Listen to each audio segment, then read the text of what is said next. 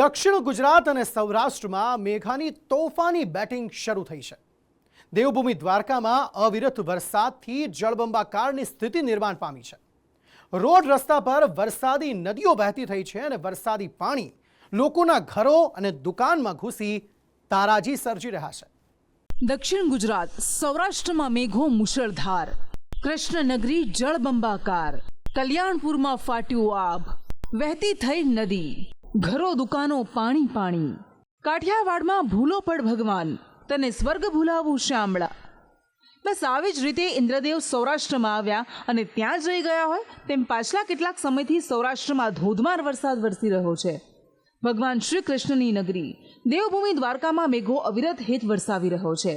હાલત એવી બની છે કે હવે લોકો હાથ જોડવા લાગ્યા છે કે બસ કર ભગવાન। દ્વારકાના કલ્યાણપુરમાં આબ ફાટતા ગુરુવારના રોજ પૂરની સ્થિતિનું નિર્માણ થયું। કલ્યાણપુરના ભાટિયા ગામે ખાબકેલા અવિરત વરસાદથી રોડ રસ્તા પર નદીઓ વહેતી થઈ હતી।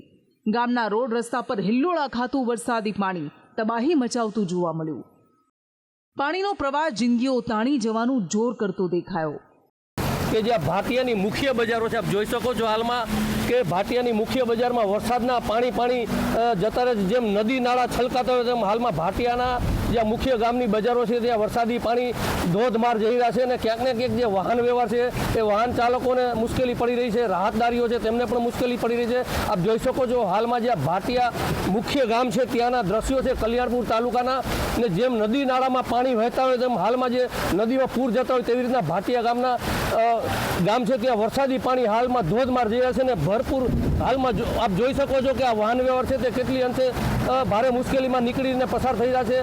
કલ્યાણપુરના ભાટિયા ગામે જળબંબાકારની સ્થિતિ બનતા ભાટિયાથી ભોગાત તરફ જવાનો રોડ પણ પાણી પાણી થયો છે। મુખ્ય રોડ પર ઘૂંટણસમા પાણી ભરાતા લોકો મુશ્કેલીમાં મુકાયા છે। તો કલ્યાણપુરના લીંબડી ગામે પણ જળ સામ્રાજ્ય જોવા મળ્યું। વરસાદી પાણી ઘરોમાં ફરી વળતા ઘરવખરીને મોટું નુકસાન થયું છે। ગામમાં ઘૂંટણસમા પાણી ભરાતા લોકો મુશ્કેલીમાં મુકાયા હતા। કલ્યાણપુરના રાણ લીંબડી ગામે ધોધમાર વરસાદ વરસતા લીંબડીથી ચરકલા જવાનો રોડ બંધ થયો હતો। રસ્તા પર પૂરની જેમ પાણી વહેતા દેખાયા।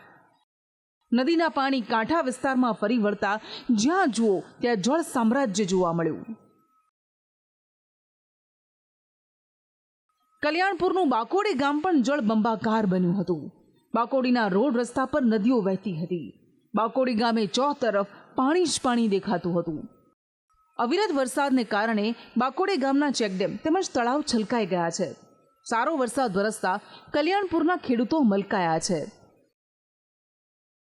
કલ્યાણપુર તાલુકાને વરસાદે ભારે ગમરોડ્યું છે ત્યારે બાકોડીના આજુબાજુના ખેતરો છે ત્યાં હું આપને મારી પાછળના દ્રશ્યો બતાવીશ કે હાલમાં આ દ્રશ્યો છે જે નદી નાળા છલકાઈ ગયા છે અને ચેક ડેમોમાં હાલમાં પાણી આવી રહ્યા છે, નવા નીર આવી રહ્યા છે વરસાદના, અને ક્યાંક ને ક્યાંક કહી શકાય કે હાલમાં જે કલ્યાણપુર આસપાસ બાકોડી ગામ છે ત્યાંના ખેતરો લીલાછમ થઈ ગયા છે, લીલી ચાદરમાં ફેરવાઈ ગયા છે। આપ જોઈ શકો છો હાલની જે આ લીલી ધરતી કલ્યાણપુર તાલુકાની ને ક્યાંક જે વરસાદને લઈ અને જે નવા નીર વરસાદના જે નવા નીર છે ખેતરોમાં ઘૂસી ચૂક્યા છે। હાલમાં આપ જોઈ શકો છો કે નદી નાળા છલકાઈ ગયા છે, નવા નીર જે છે એ ખેતરોમાં પાણી ફરી વળ્યા છે ને ક્યાંક ને ક્યાંક હાલમાં ખેતરો છે એ લીલાછમ થઈ ગયા છે ને આ ખેતરોમાં પાણી આવતાની સાથે જ જે ખેડૂતો છે તે ખુશખુશાલ હાલમાં જોવા મળી રહ્યા છે। દ્વારકાના કલ્યાણપુરમાં જેમ મેઘાએ નોનસ્ટોપ બેટિંગ કરી તેવી જ રીતે બાજુના તાલુકા ખંભાળિયામાં પણ ધમધોકાર વરસ્યો। ખંભાળિયાના લાલપરડા સહિતના ગામોમાં ભારે વરસાદ ખાબકતા રોડ રસ્તા જળમગ્ન બન્યા તો લાલપરડાનો કોઝવે પાણીમાં ગરકાવ થઈ ગયો। ઇન્દ્રદેવની મહેરબાનીથી કૃષ્ણનગરી જળબંબાકાર બની છે। જ્યાં જુઓ ત્યાં જળ સામ્રાજ્ય ફેલાતા લોકોએ હાથ જોડ્યા છે। દ્વારકાવાસીઓની અરજ પણ ભગવાને સાંભળી છે અને હાલ ઇન્દ્રદેવ રોકાયા છે, પરંતુ જો ફરી મેઘો વરસશે તો લોકોની મુશ્કેલી વધી શકે છે। બ્યુરો રિપોર્ટ, સંદેશ ન્યૂઝ।